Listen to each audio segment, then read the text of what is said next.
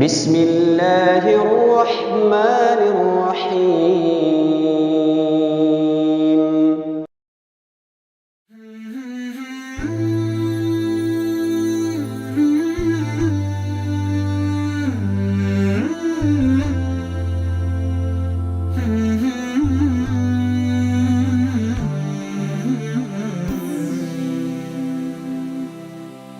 أن تخرج من ضيق الظلماء إلى النور، أن تولد ثانية والماضي مغفور،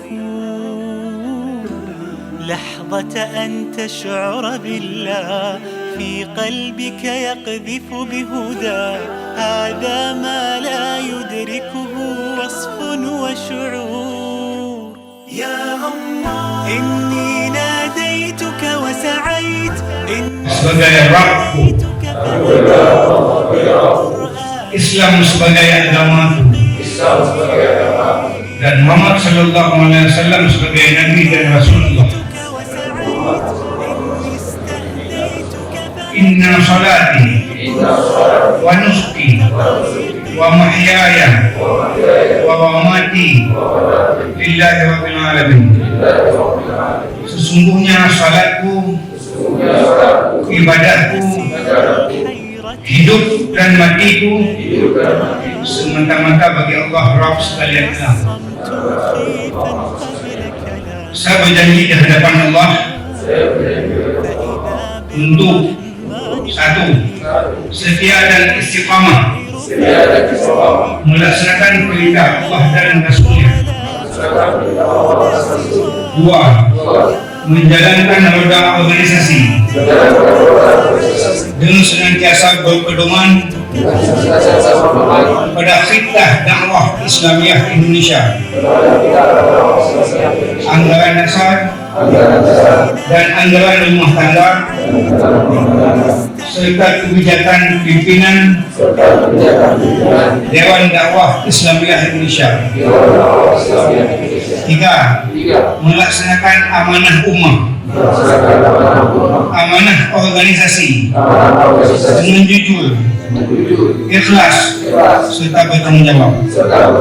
Empat, senantiasa membangun solidaritas, memelihara ukhuwah Islamiyah, serta imamah umat, menegakkan syariah di atas sendi-sendi Al-Quran dan Sunnah.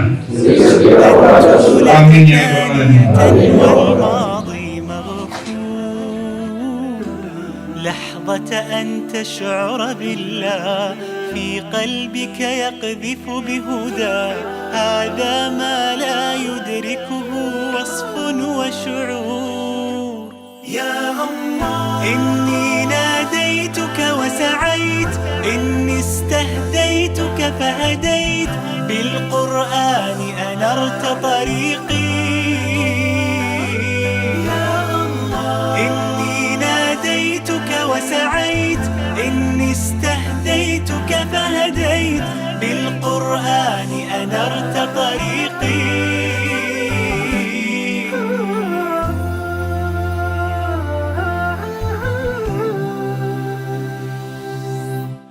كنت أسير الحيرة أحمل قلبا تاه، كان الصمت مخيفا قبل كلام الله، فإذا بالرحمن قريب يسأله الحائر فيجيب، أشهد أن لا رب ولا معبود سواه.